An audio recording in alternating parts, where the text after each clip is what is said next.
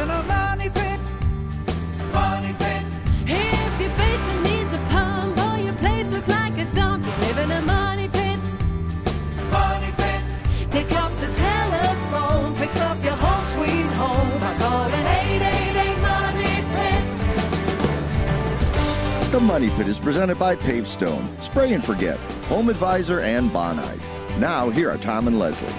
Coast to coast and floorboards to shingles, this is the Money Pit Home Improvement Show. I'm Tom Kreitler. And I'm Leslie Segretti. And we are here to help you with your home improvement projects. We want to help solve the do-it-yourself dilemmas that you may be facing if there is a summer home improvement project that you just need to get done before it gets cold. Well, you better get started because we only got a couple of months left. I mean, we're almost a third through the summer. I know I hate to say that, but it's true. So if you're getting hung up because you don't know where to start right here by calling us at 1-888-MONEY-PIT. Coming up on today's show, renting your first apartment is a big step. If that's you or somebody you know, one of the scariest parts of the process is signing the lease. We're going to tell you what to look for to make sure you or your loved one is protected. And kitchen counters serve as the work surface for family life. You know, it's where you prepare food, eat your family meals. It's also one of the easier ways to step up your kitchen design without spending a fortune. We're going to tell you how to get that project done. And it's a great time of year for outdoor living, so we've got some tips on creating projects like grill surrounds and fire pits and benches that are literally as easy to build as stacking blocks. Plus, this hour, we're giving away the perfect product to help eliminate mold as well as mildew, moss, and algae. We are giving away Spray and Forget's House and Deck Concentrate with hose and sprayer, and that's going out to one lucky listener who calls in with their question to 888-MONEY-PIT. 888-666-3974. That Spray and Forget is terrific stuff. It's the best performing no-rinse exterior cleaner, and it removes exterior stains without the need for rinsing. So call us right now for the answer to your home improvement question and a chance to win that nice package from Spray and Forget. The number is 1-888-MONEY-PIT. Let's get to it. Leslie, who's first? Ray in Florida, you've got the Money Pit. How can we help you today? I have a little problem. I have painted my bathroom, the walls and the ceiling a few years ago, and also put on a border.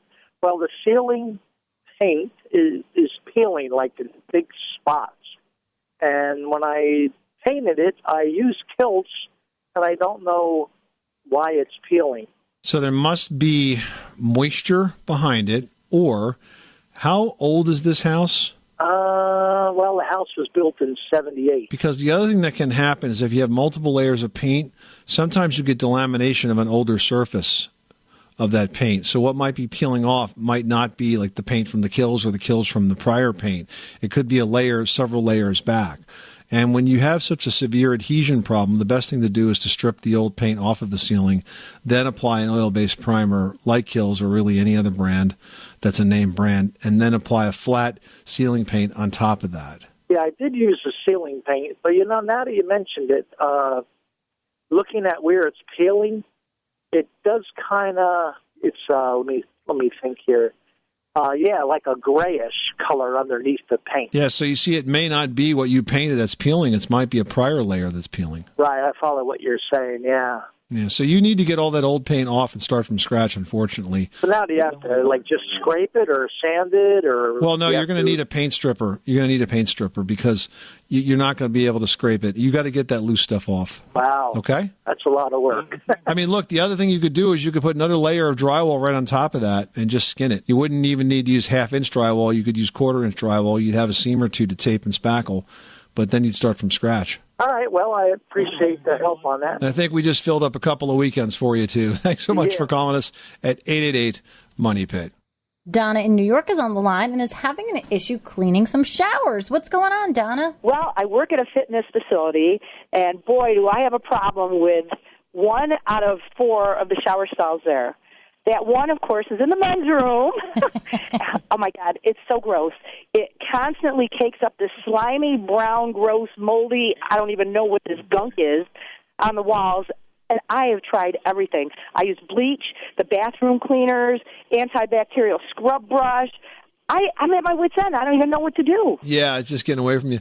Well, first of all, and I know this is out of your control, but the more humidity that builds up in that space, the worse this will continue to get. So if they don't have good ventilation, they get dirtier and dirtier because it supports the growth of mold, mildew, algae, and moss. But one product that I've had great success with is called ZEP, Z-E-P. It's a shower tub and tile cleaner. It's a commercial cleaner. It's not expensive. It's about like $7 a jug at like Home Depot. And when you spray it on, it foams up and does a really good job of cutting out that nasty combination of soap scum and then everything that grows in the soap scum, because the soap scum is like a food to a lot of those materials. And that's why it just gets so nasty. So I would try the ZEP, Z-E-P, and see how you like that. Oh, my God. I am so glad I got through. All right. Good luck. Thanks so much for calling us at 888-MONEY-PIT. You are tuned to the Money Pit. Give us a call at 888-MONEY-PIT with your home improvement question, your home decor question. Maybe you want to just get something done before the summer is over question. Give us a call anytime at 888-MONEY-PIT, presented by Home Advisor, where it's easy to find top-rated local home improvement pros for any home project. Go to homeadvisor.com. And just ahead, renting your first apartment is a big step that's both exciting and terrifying all at the same time. And one of the scariest parts of the process is signing the lease. If that's you or a loved one, we're going to tell you what you need to look for to make sure you're protected next. You live in a money pit.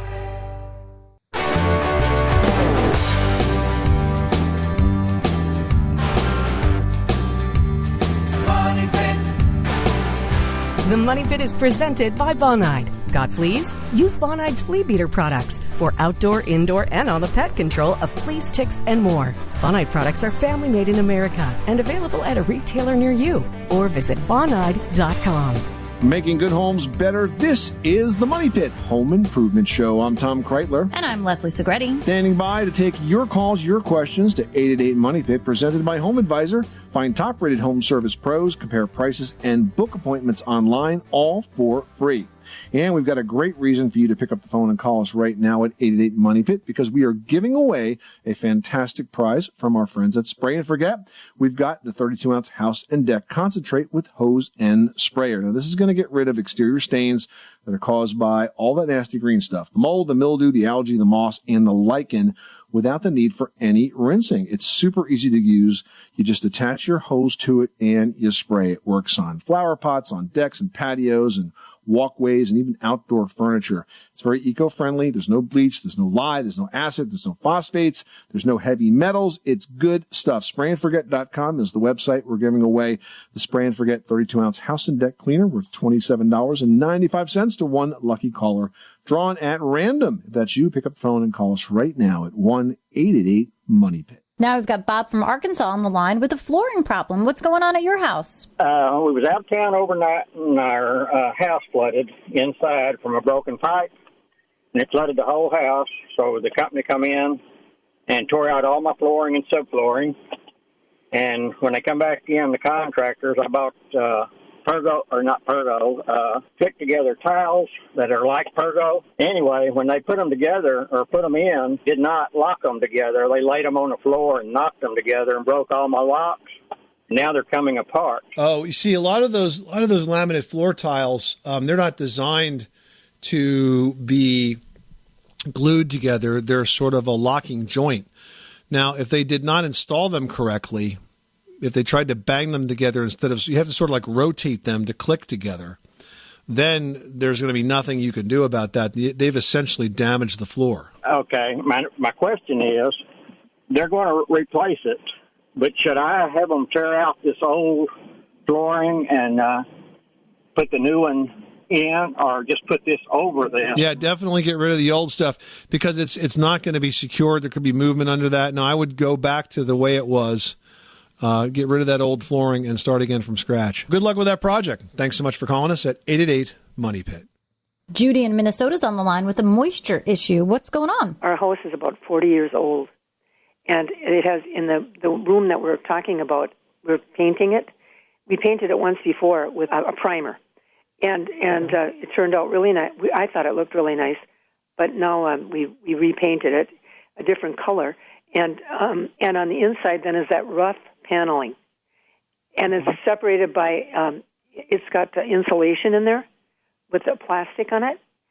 And we notice now when we're going to paint it that there's moisture like halfway down on the paneling. We think that's caused by condensation. It may very well be if it's a damp space. Now, there are some things that you can do to reduce condensation in below-grade spaces. It's kind of the same steps that you would take if you were having an actual flood.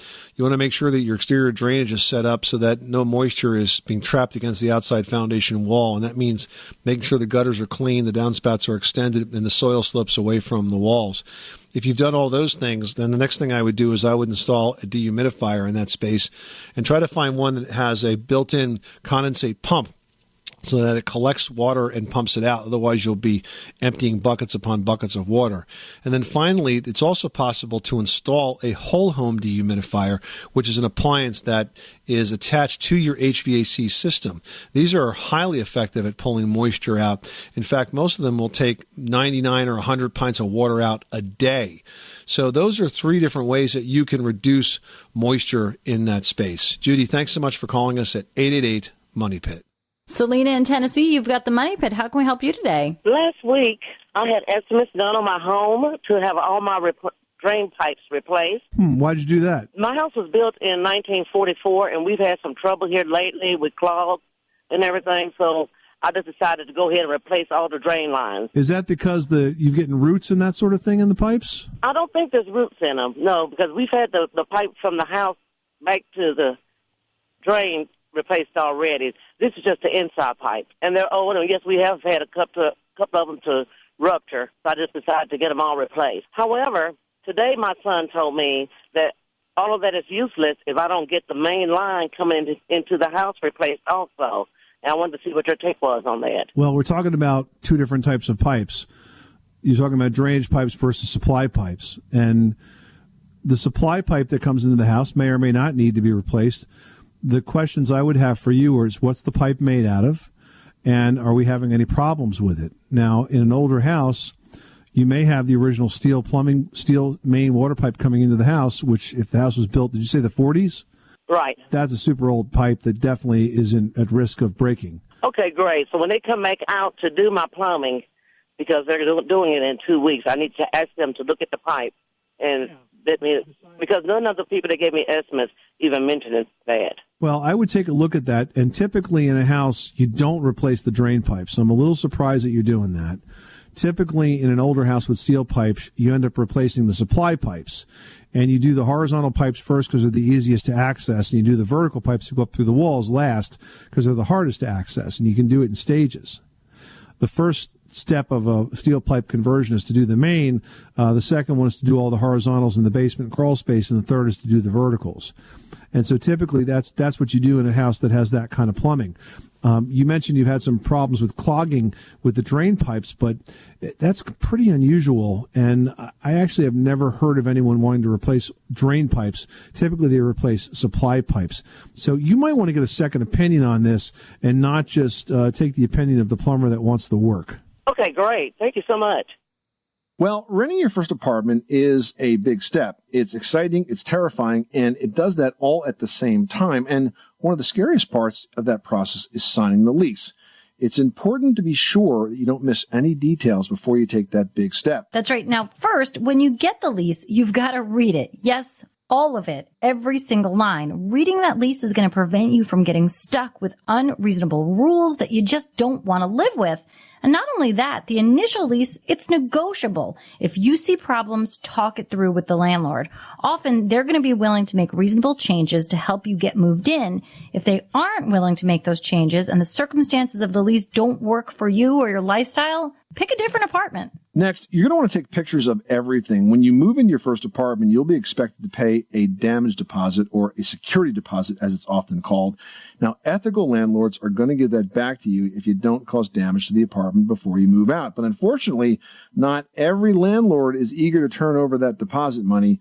Document the way the apartment looks before you move in, so if there are any problems, you'll have a photo proving it was not your fault.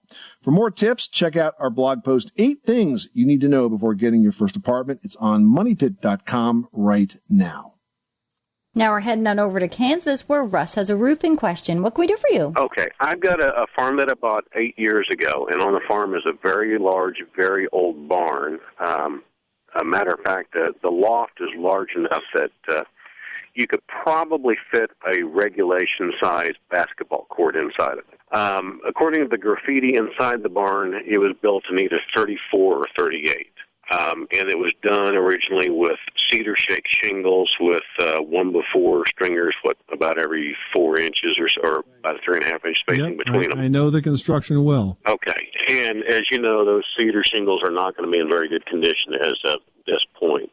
So I know I'm going to have to go up there, try to figure out a safe way to work up there so I can remove the cedar shingles so I can prep it to go back with probably a metal roof.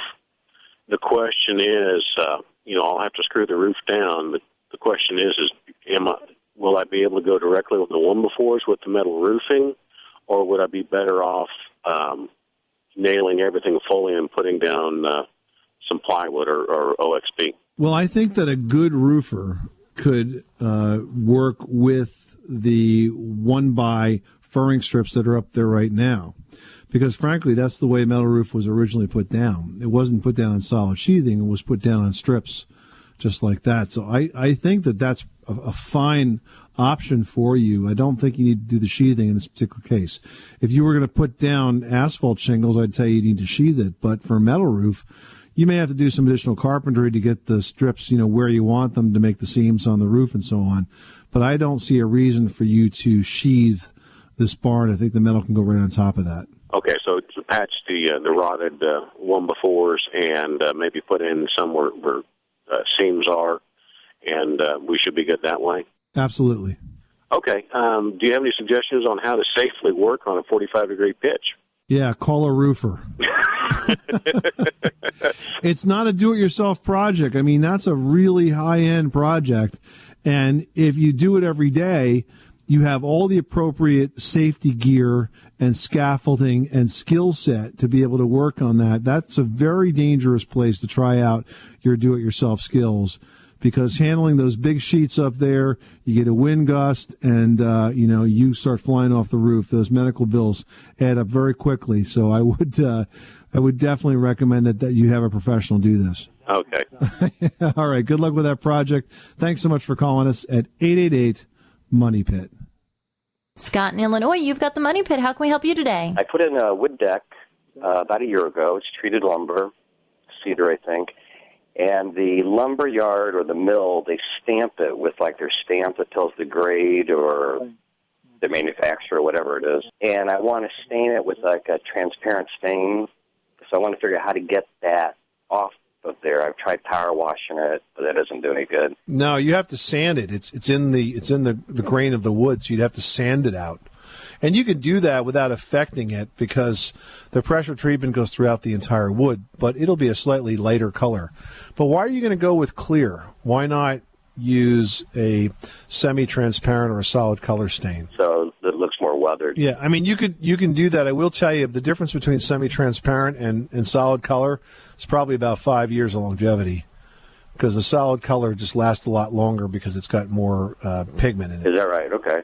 So a solid color will last 10 years? Yeah, I think so. I think that's fair. And by the way, you won't have to worry about that stain because it'll just go right on top of it. Yep, okay. Too easy. That's what we try to do, Scott. Thanks so much for calling us at 888-MONEY PIT. Occasionally, there actually is an easy solution. Your kitchen counter, it serves as the work surface for your entire family life. I mean, you prepare your food there, your kids do the homework there, you sometimes eat your meals there, maybe even pay the bills at the countertop. Well, being that you see the surface so often, did you know that it's the easiest way to step up your kitchen design without spending a fortune? We're going to have some tips to help you get that counter project done next. You live in a money pit.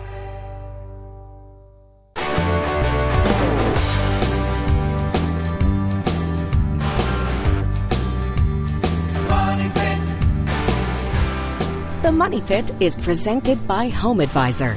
Find trusted home improvement pros for any project at homeadvisor.com. Making good homes better. This is the Money Pit Home Improvement Show. I'm Tom Kreitler. And I'm Leslie Segretti. Give us a call right now or post your question to the Money Pit's community at moneypit.com. The number is 1-888-MONEY-PIT, and that's presented by Home Advisor. They really have the best local pros for any home service. That's right. Doesn't matter what the project is. They make it fast and easy to find top-rated pros. And there are no membership fees. It's 100% free to use. Check out homeadvisor.com. Rebecca in Alabama, you've got the Money Pit. How can we help you today? We have a tree root that has grown into the foundation of our home. Did not realize it until we took the floor up, and we've got the tree down, and the stump actually ground down. So obviously the roots are still underneath the house.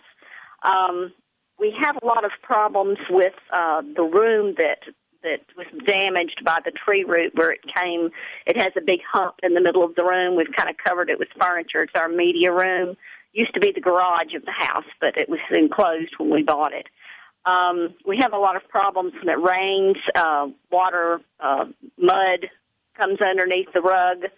And I was wondering if there is a way that we could somehow patch the floor, if we need to get someone to jackhammer up the cement floor that's in here, because, again, it was the garage at one point, so it's poured cement.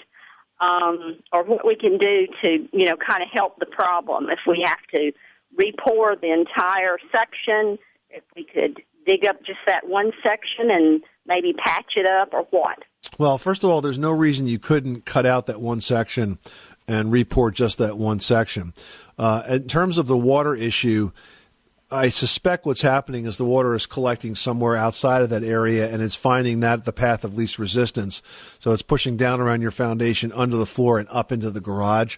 So you need to try to track down what that issue is. It's probably a drainage issue somewhere outside those walls, either with gutters or downspouts, or for some reason you're getting too much water that's collecting in that area. I would look to that as a source of the water. But in terms of the floor, you can jackhammer it up in just a section and, cut down, of course, remove all those tree roots. Because here's the thing, now that the tree is dead, those roots will continue to rot away, and you don't want to have voids under that slab. Once the slab is up, you want to dig out as much of those roots as you can. And then you can put stone in there and re-pour that and cover it all up. So those are the two things I would do. I would remove the area where the bulge is, remove the tree roots and re-pour it, but also look at the source of the water, because I think that what's happening is you've got a symptom there. The tree root is not causing the water to come in. It's just following the path of least resistance and working its way in at that spot. Okay, thank you. You're welcome. Thanks so much for calling us at 888-MONEY-PIT. Well, kitchen counters serve as the work surface for family life. It's where you prepare food, eat your family meals, perhaps even pay bills and help your kids with their homework. And if you're thinking of replacing your countertop, there's lots to think about when it comes to choosing the right materials. Here with tips to help us sort it all out is Kevin O'Connor, the host of TV's This Old House. Welcome, Kevin. Thank you, guys. Great to be here. Now, the most basic countertop material is laminate, but that conjures up images of kitchens that can qualify truly as antiques. That's a material, though, that's making a comeback. Well, it has been around for a very long time, but it is completely different today than it used to be. And it's got some great features to laminate. You can get a lot of better looks out there right now. It's very durable, and one of the most attractive features is it's not expensive at all. And lots of colors besides avocado green and Pepto-Bismol pink. That's right. I have to confess, I've got it in my own house. On purpose, or you sort of moved into it? Well, I moved into it, but I haven't changed it. And, I may update it at some time, but I got 3 young kids, and it takes a beating, and it looks all right. It does. And we should talk about how laminate is made. It's a resin with a transparent layer that protects it. And laminate is used not only for countertops today, but for floors. And it can actually be quite durable with the new technology. Yeah, I mean, it's going to withhold against scratches. It's going to take a beating over the years. It's actually going to put up with some heat. And so it's served us very well, and there's no reason we should dispense with it. Mm-hmm. And I think it's important to keep in mind that really today you can have it look like anything. I've seen beautiful laminates that look like butcher block. I mean, really creative colors and patterns. So it's a really interesting lifestyle choice for your kitchen, and one that's affordable. Now, I think one of the countertop materials that people really sort of look up to when it comes to kitchens are natural stone surfaces. How do you feel about those? I love them. I've got laminate in my house right now, but my previous house, when we renovated, we upgraded the granite. I think it's a great way to actually put a big splash in a particular room. And there are a lot of great features. Stone is very durable as well. There are a lot of choices out there, and people just like the look. It's a good feel, and it's a good look. Now, ceramic tile is actually pretty popular these days, and I think it is because it's a very do-it-yourself kind of project. Do-it-yourself, lots of choices out there. You put it down in small pieces, you lay it out. The one thing I would say with ceramic tile is that you're going to have grout between the individual tiles, and that's going to be a surface that needs to be sealed and could potentially get dirty after a lot of wear. And the best time to do that is right after you put it down. Absolutely. Because wait a week, and you can be sure there's going to be tomato sauce or something worse spilled on it. No doubt. Now, Kevin, one other counter material that's really growing in popularity and certainly is gorgeous would be concrete. But is that a do-it-yourself project? Well, it's interesting that you bring this up because we've actually put in several concrete countertops on this old house over the last couple of years. So I agree. I think they are becoming more popular. Now, in 90% of the cases, I would say, it has been done by a professional. But there are some kits that you can buy that allow you to create a form, pour the concrete in, trowel it down, and you'll have yourself a nice concrete countertop. Now, that's a fun project, but one that you can't do yourself is solid surface material. Now, I've got those in my house. They're beautiful, but it's not DIY. No, it's not DIY, but the material is incredibly durable. They're typically non-porous, so they really put up with a lot of wear and tear. You're not going to have to worry about things like bacteria. And again, the choices, every year there seems to be more choices out there. It's a sharp look. And because it's solid surface, if you get a little ding or a scratch, you can actually sand it out. Sand it out and patch it. Something else that you can sand is butcher block. Yeah, and I think that's really sort of a classic kitchen touch, a butcher block countertop. But they really require a lot of maintenance to sort of keep your family safe, right? On the scale of sort of maintenance, this is probably highest up there right now. They're not going to be as strong, so that knife cuts are going to get in there. But also, you want to make sure that you don't get any bacteria buildup, so you have to be kept clean all of the time. Now, speaking of safety, there was a concern some years ago about granite countertops containing radon. I never really made very much of it. What do you think? Well, radon is typically found in our basements, and there are systems out there to mitigate any radon buildup. They actually have fans that pull the air out from underneath the slab, and then they exhale it away from the house. I've heard these reports that the EPA has found trace amounts, but generally I think the final analysis is they haven't determined that you can actually have enough radon from a granite countertop to cause any health trouble. Makes sense. Kevin O'Connor, the host of TV's This Old House. Great advice. Thanks so much for stopping by the Money Pit. My pleasure. All right, you can catch the current season of This Old House and Ask This Old House on PBS. For your local listings and some great step-by-step videos on many projects, you can visit thisoldhouse.com. And This Old House is brought to you on PBS by Marvin Windows and Doors. Still to come, we've got step-by-step tips on how to build a fire pit in your own backyard. S'mores included. Money Pit continues after this. You live in a money pit.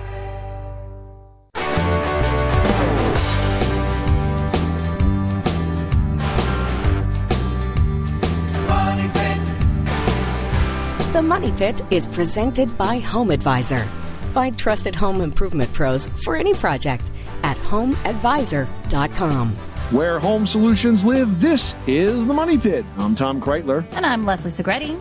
And we would love to hear from you right now at 888-MONEY-PIT. Give us a call with your home improvement question presented by Home Advisor. And hey, here's another reason outside of amazing home improvement advice to give us a call or post a question. We've always got the best tools and products to help you keep your money pit in tip-top shape. And this hour, we're giving away Spray and Forget's House and Deck Concentrate with the hose and sprayer, which really makes it super easy to apply. You can remove all those exterior stains caused by mold, mildew, algae, moss, lichen. You never have to rinse the product away. It's really easy to use for flower pots, decks, patios, your walkways, paver stones, outdoor furniture, you know, that little area on the bottom of your garage that gets that splatter of the mold. All of those places will be sparkling and shining in no time. You can check them out at sprayandforget.com, but give us a call right now for your chance to win Spray and Forget's House and Deck Cleaner. Going out to one caller drawn at random. Make that you. The number again is 1-888-MONEY-PIT. Robin, I was on the line with a bug, creepy, crawly question. Tell us what's going on. My wife and I picked up some bed bugs from a hotel we were in. Oh, no. Even though it was, it's been a mess. And we've had professional come in. We've moved everything out of the room. We've bagged up all of our clothing and run it through the dryer. And we still, they've sprayed, and we've still got residual bed bugs. Is there anything else we can do? There's a system out there where a professional can pretty much superheat your house. They kind of turn the house into a bit of an oven inside. It's a pretty big deal because you have to take out your plants and all that kind of stuff. But they pump in hot air, and basically what they do is they drive up with this essentially like a furnace on a truck, and they put these big supply ducts into the house, and they overheat the house. And I forget what the temperature is they have to get it up to. It's not a dangerous temperature. No, what but is it? It's like 120 degrees or something. It's something like that, but it heats everything up in the house for some number of hours, and that completely wipes out the bed bugs, no matter where they are. So you don't have to find them with the spray to catch them. You just overheat the house. So if you can find an exterminator in your area that does heat treatments like that, that's proven very effective at wiping bed bug populations out for good. Very good. Thank you very much. Appreciate it. Well, I'm a big hiker, and after a long day on the trail, there's nothing like relaxing around a campfire. You can have that campfire feeling, though, all year long in your very own backyard when you build your own fire pit. Yeah, and you know what? It's not a difficult project, and it's made even easier when you use Rumblestone from Pavestone. Now, Rumblestone is an outdoor building block, basically, and the Rumblestone fits together quickly and easily, and truly the only limit is your imagination. Yeah, now, for a round fire pit that's about 10 inches high and about 45 inches across, you're just going to need two sizes of the Rumblestone blocks, the mini blocks and the trapezoidal-shaped blocks. All you do is you create a stable, level project area, and then you lay out those trapezoid blocks and mini blocks in a circle, and you alternate each one. They can even be secured with construction adhesive, so there is no mortar ever needed. Yeah, now 3 layers of Rumblestone is all you need. For the second and third level, you want to offset the blocks from the layer beneath it, then just line the bottom with sand, and you're going to be ready to fire up the s'mores in no time. I hope you've got some scary stories, too. Absolutely. Now, for a complete materials list, instructions, and more info, you can visit pavestone.com and look for the Rumblestone videos under the How-To Guide tab. Lori in New York is on the line with a gardening situation. Tell us what's going on. I have a pea rose bush in my backyard, which attracts a lot of Japanese beetles. And I was wondering if there's something that I can do to get rid of the Japanese beetles to save the tree. Well, yeah, I mean, there's traps for that. The traps work very well. They're usually scented, or they have some sort of a chemical attractant for the beetles, and the beetles will essentially walk into the trap, fall into a bag, and that's that. One company that makes them is called Rescue, RESCUE. You can go to rescue.com and take a look at the Japanese and Oriental beetle trap. I've used the Rescue products on wasps and bees and always found that they worked really, really well. And we've seen these folks at many of the trade shows that we go to, and they always seem to have a very good quality product line, and they're very serious about making sure their products work well. And I think that would be a good place for you to start, the Rescue Japanese Beetle Trap, rescue.com. Very good. Thank you very much. I'm going to try that as soon as I get off the phone. I will look at their website. You are listening to The Money Pit. Coming up, have you ever had a door leak during a heavy rainstorm? Well, then you might know how Whitney feels. We're going to solve her problem and maybe yours as well when we take questions from the Money Pit community next. You live in a money pit.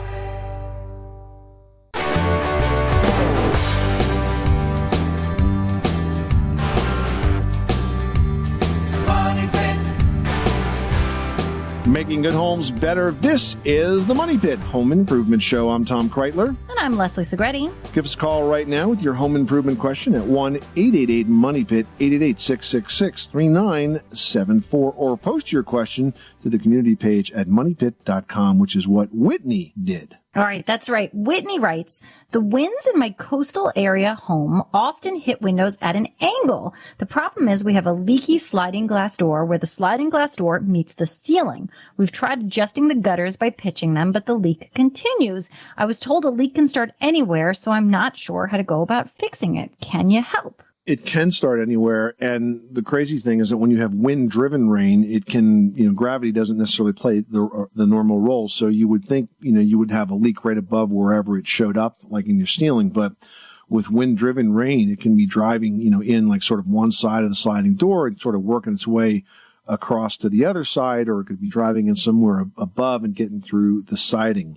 If you've done the normal obvious things, which it sounds like you have, by adjusting any or cleaning gutters and making sure there's no obstructions that are causing this, I'll give you a couple of hints or tips. One of which is this: if you just want to simply reduce the amount of water that is sort of landing in that area of the roof, with the hope that that might stop this leak without you having to do any further major repair, you could attach to that roof surface what we call a diverter, which is simply a bent piece of aluminum flashing. It kind of looks like what we used to call angle iron. It's like maybe 2x2. You can find it in a home center, and it's the kind of drip edge. Drip edge is another word for it that you would put over your trim if you were working on the roof, say on the fascia. But you put it flat on the roof, and it basically catches the water as it comes down. You'd seal it down with some asphalt cement. It would catch the water and sort of divert it around that area where the door is. And, if it's on the back side, who cares what it looks like? If it's on the front side, it's not that attractive, I'll tell you that. But the alternative is to really figure out why this is happening is you've got to pull the siding off around the door. And of course, that's a big job. And then you have to seal the whole thing in. Now, there is a number of different flexible type of flashing products. Grace makes one. I'm sure there are others where it's like a 12-inch wide sort of rubbery strip that seals all around the door and goes up under the siding, and then you put the siding back over that. But you really have to seal this whole thing in. The truth is that even if you take it off, you may not be able to see exactly why it's leaking. And when you flash it, you kind of got to cross your fingers and make sure you got it, because you can't always see exactly the reason it's coming in. But what you can do is go back to basics in terms of making sure that door is properly flashed. And hopefully one of those two tips will help you stop that leak for good, Whitney. All right. It is a bit of work, but once you find the source, it'll be totally great. Next up, we have a post from Jason who writes, the combination of hot weather and very little rain has my lawn looking more like a hayfield. Is the grass dead, and can I save it? Actually, it's not dead. It's dormant. When the grass goes yellow like that, like hay, on hot summer weeks, it's actually going dormant. Now, it is more delicate at that point, so you want to not walk on it. If you walk on it, you will kill it and you'll have to grow up from scratch. But if you stay off it, it will actually come back. So try to be very careful not walking on the dead grass until it's time for the rain to start greening it back up again. If you can stay off the dead grass, it'll come back as good as new. Now, I would imagine the way you mow your lawn probably affects how it grows back too and how quickly it will. I mean, should you cut it short? Should you let it be a little bit longer? It's probably like deciding what kind of haircut you need. Everybody wants to cut their grass as low as possible, but the truth is that leads to a shorter life for the grass. It leads to more weeds. So no, you want to have 2.5 to 3 inches all the time in terms of your lawn height. If you do that, your lawn will survive and thrive even through those hot summer days. This is the Money Pit Home Improvement Show. Thank you so much for spending this hour with us. Hey, if you've got questions that come up any time of the day or night, you can simply log on to the community page at moneypit.com or post your question to the Money Pit's Facebook page at facebook.com/themoneypit or call us 24/7 at 1-888-MONEYPIT. That's all the time we have this hour. The show does continue online. I'm Tom Kreitler. And I'm Leslie Segretti. Remember, you can do it yourself, but you don't have to do it alone.